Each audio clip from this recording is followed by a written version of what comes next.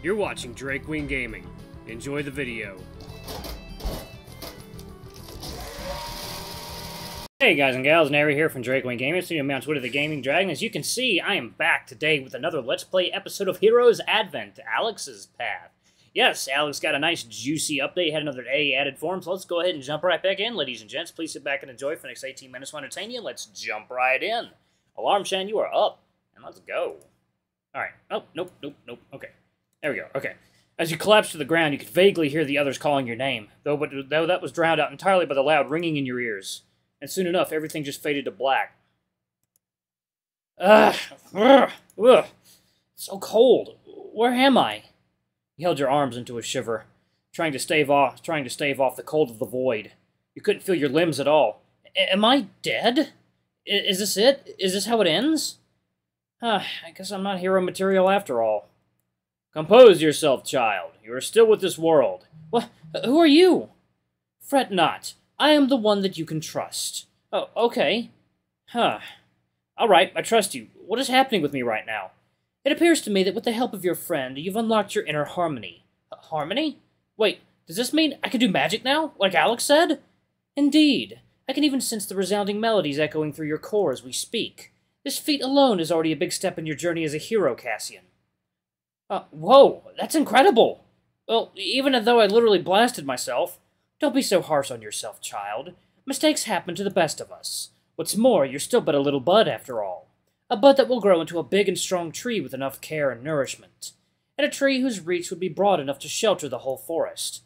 A big tree? Like the Akai?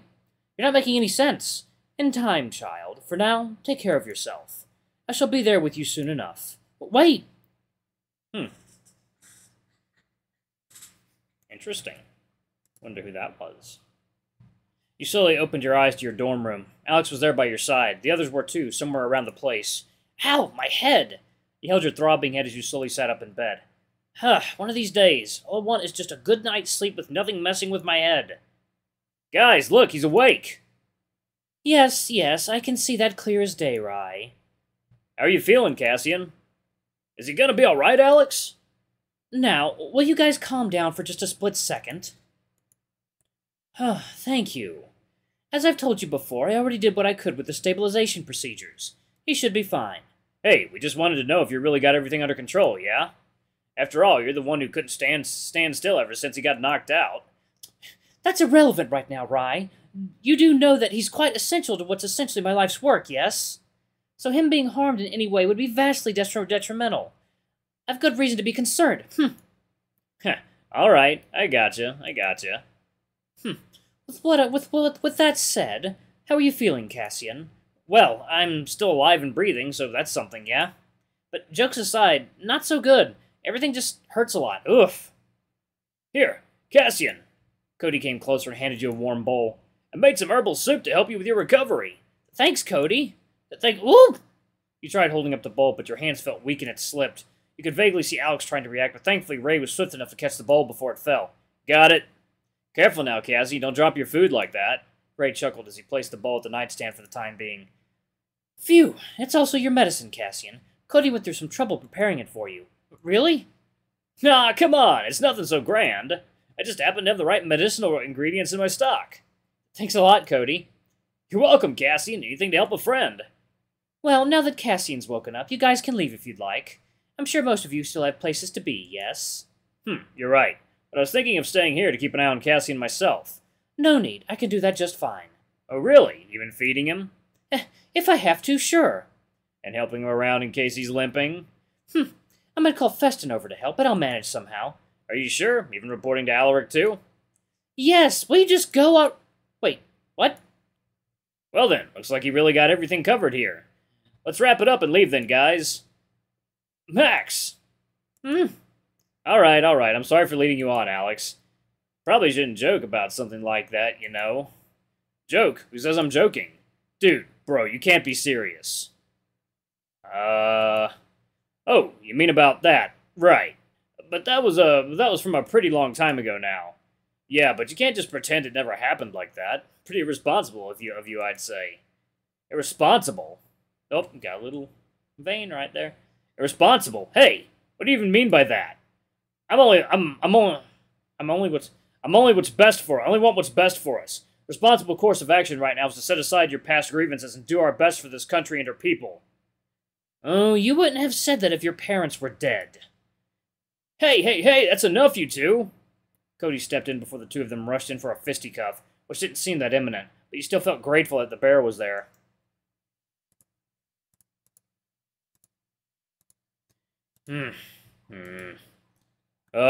Sorry.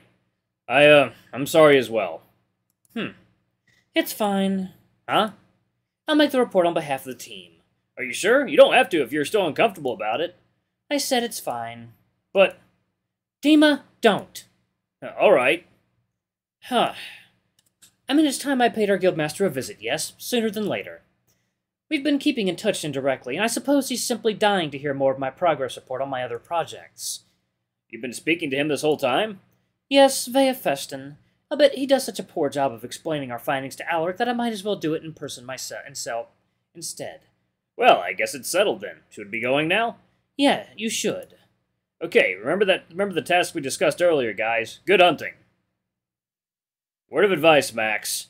You better watch that damn mouth of yours. Not just for his sake, but for yourself, too. Sure, whatever you say, Rye. When will those two stop bickering? This is the last thing any of us want. Dima. Sorry, I didn't say something wrong, did I? No, just close the door on your way out, please. Oh, okay. Well, rest up, Cassian. Be sure to take your medicine, and you'll be good in no time. Thanks, Cody. Take care. What just happened? Nothing. You'd better eat up the soup before it gets cold. Here. Alex grabbed the bowl and gently placed it between your lap. You can eat on your own. Let me see. Cautiously, you took a spoonful of soup and ate it. Despite your shaky hands, you're able to grip the spoon tight enough to not drop it. Looks like I can, but don't don't make a mess. You'll be fine. Get some rest afterwards if you need to. We'll go before noon. Wait, noon? How long have I been out? About 12 hours and 28 minutes, I believe. It's now 8:13 in the morning. Damn, I've been out for that long? Sorry. It's fine. I did gather some data out of it, at least. Oh, what did you do? I ran some scans on your body while you were out cold. Huh, I thought you were doing that before as well, though. I did, but this one is a more comprehensive deep scan. Sadly, though, I didn't really gather anything groundbreaking. Oh, that's a shame. You mean there's just nothing coming up at all? I mean, aside from your aforementioned ether affinity, the rest of you aren't anything out of the ordinary. Well then, I guess I'm just like your average Joe. I guess so. Maybe it's just traces of the magic that brought you here after all. Still, I do wonder if I could somehow revert you back to your original form. A human form, you mean? I don't think that's a good idea, Alex. Why so? Well, first off, humans are pretty frail by nature. Back at the lab, if I didn't wear specialized protective equipment, I wouldn't have survived the blast in that form. Is that so? I mean, I can't speak for other people from my world. I've seen and heard of people that had a lot of physical injuries and still survived. I just don't think the average human could survive a magical blast like that, you know? Point taken. Though with that said, what do you suppose makes humans special then? I guess our mind as a whole? Ah, so you also create tools to aid in your survival. Pretty much, yeah. In the distant past, we needed all sorts of tools to survive against nature and even against each other. Nowadays, we still rely on different tools for convenience or just to do things in our daily lives. Interesting. It's another typical case of using brain to compensate for brawn, or lack thereof. What about you, Cassian? Are you and your fellow human brains this big? Alex said as he made a rather large circle around his head with his arms. Oh, no, God, no. We aren't aliens, yeah? Aliens? You're saying there exists a subspecies of your kind that exhibits those traits such that they're treated as outcasts? What? Whoa, slow down now, Alex. I have no idea what you mean by that. Abhumans, 40k. Alright. Let's start with aliens, then. Wouldn't the term imply outsiders or outcasts? No. It's just how we call creatures that came outside the planet in general.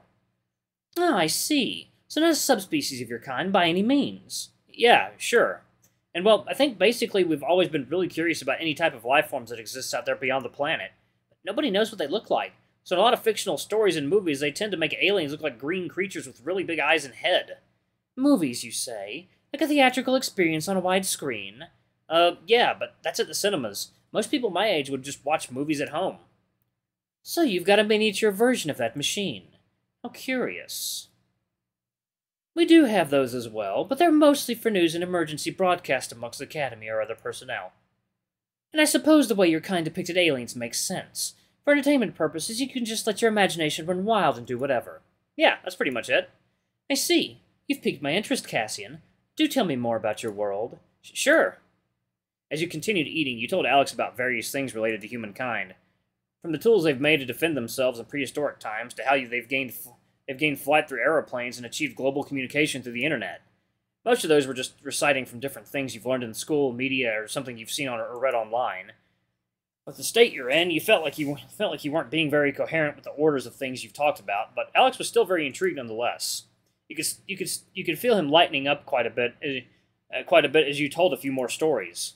So you're saying that your kind have already been to your planet's moon? You could see the usual gleam in his eyes as you roughly recited the moon landing event. Yep, it took us a lot. Basically an arms race between two powerhouse nations to achieve that goal. And did they find anything there? Oh, perhaps the aliens too? Well, sadly, no, they didn't find a whole lot there. The moon was a pretty barren place, uninhabitable because of the lack of oxygen and water. Huh, that's quite disappointing. Your kind must have felt let down too, no doubt. Maybe. I mean, to quote the famous astronaut on board, that's one small step for man, one giant leap for mankind. How poignant. I suppose even the landing alone is quite a big achievement for your kind. You could put it like that. It's pretty much showed everyone that space exploration was finally a possibility. What about the people of Arborea, Alex? Us? Well, I suppose we've always been too concerned about fending for ourselves and exploring or pondering about extraterrestrial presence. With that said, however, the only outsiders we've encountered were from different dimensions, instead of descending from outer space onto our world, technically speaking. Ah, and I guess I'm one of those outsiders too, huh? Indeed, and much like the past visitors, your arrival here might also leave a significant, long-lasting effect on this land. Though, sometimes I do wonder if everything I've been doing here are all just insignificant and minute. Well, I don't really know about that. Yeah, of course you wouldn't. Oh, let's see. I don't think it matters, Alex. Of course it wouldn't, right? Nothing matters. No, that's not really what I meant. Huh? Do elaborate, then. Well, I'm still thinking back to the moon landing event. I remember when I first saw the photo they took of your planet from outer space. Everything just looked so small and insignificant compared to the whole universe. But for me, I'd still like to think that there's so much more to it than that. Sure, it's easy for us to feel like we don't matter when we're just a speck of dust floating in space. But at the same time, even if these small worlds of ours can house all the wonders and mysteries that none of us could learn, but even at the same time, if even these small worlds of ours that none of us could, well, it's a question, okay. There's still something beautiful about that, I feel. But be that as it may, just what if this whole thing I'm doing here just didn't matter? What if I just keep failing and all my efforts would just amount to nothing? In the end, nothing really matters. I think it does matter, Alex. What matters is that you tried and gave it your all. And even if nothing matters, what then? It's up to us to find value in the things we do. And I think there's a lot of value in failing, or even just doing insignificant things in our lives. And when you've looked past that, what's there to be afraid of? You've got nothing to lose. You could be anything, anyone, everywhere, all at once. Huh, I didn't expect such words of wisdom to come out of you. You don't typically speak like that. What's gotten into you, Cassian? Look, we'll go back to our room and bang, okay? Hey, it's just things people told me in the past. I guess I just found the appropriate moment to relay it to you. To be or not to be? That is the question. Whether it is nobler in the mind to suffer the slings and arrows of outrageous fortune, or to take arms against a sea of troubles and by opposing end them. Whose poetry did you recite just now? A famous author of the past. I actually spent a few days memorizing this verse, but it's been studied to death at this point, so it's not very impressive. I see. I'd like to hear more about this author, but maybe at a different date. Still, Cassian, how do you manage to remain so optimistic? Huh? Optimistic? I don't know about that. I think I just go with the flow, then figure things out when we get there. Ah, so you're the type to go wherever the wind blows, huh? I guess so. Sciel viento ti guidi. What was that? May the wind guide you. It's both a greeting and parting used by our sailors, or those from the coastal areas and islands. People still argued whether it actually came from Sardegna or Sicilia, Italy. But I won't open that can of worms right now. Yeah, let's not. Still, I didn't think you'd recognize that verse as a poem. You must be a poet yourself. Poet? Well, no. I do enjoy poetry as part of my language and culture studies, but I am by no means qualified as one. Though for your information, since you did your due diligence to memorize not only the wording, but also the rhythm and flow of it, everything about that verse sounded perfectly identical to poetry. Though I suppose the flow was more comparable to Arborian poetry rather than Zaxonian. Huh, I don't know what you mean by that, but I guess so. It's fine, let's not get into that. Lest I get myself into another tirade and just bore you to death halfway through. Well, I wouldn't mind talking to you about these things for all day long. You're serious? I mean, that's not important right now. Better finish up your soup, alright? Heh, sure. You rested on bed a bit after finishing the soup. Alex also brought some water for you to drink and take the medicinal pills Cody prepared before.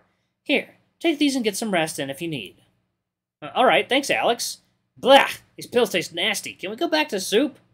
It's quite delicious, isn't it? Totally. I don't know how Cody keeps doing that. Whipping up delicious meals has always been his forte, even back then. The smile on his face suddenly vanished. I suppose now isn't the time to be reminiscing about the better days. Alex suddenly got up and headed towards the door. Are you leaving? No, I'm just going for a little walk outside. I'll be around. Don't worry. Alright, thanks again, Alex. Mm-hmm. He decided to get some shut-eye for the time being.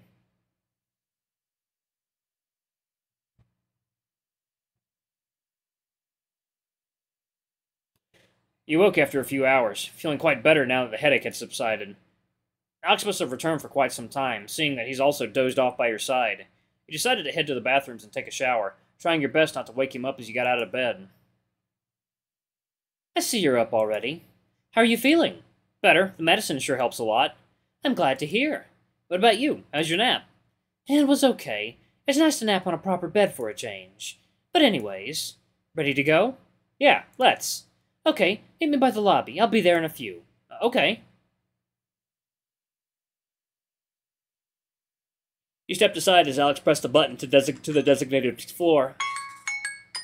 It seemed to be right below the one to the Sky Garden. Alright, I'm going to go ahead and pause it right here. Thank you all so much for watching. Don't forget to like, comment, subscribe, ring that notification bell. Leave a super thanks. Your tip if you can, it always helps. Until the next video, I love you all. I'll see you next time. Bye-bye!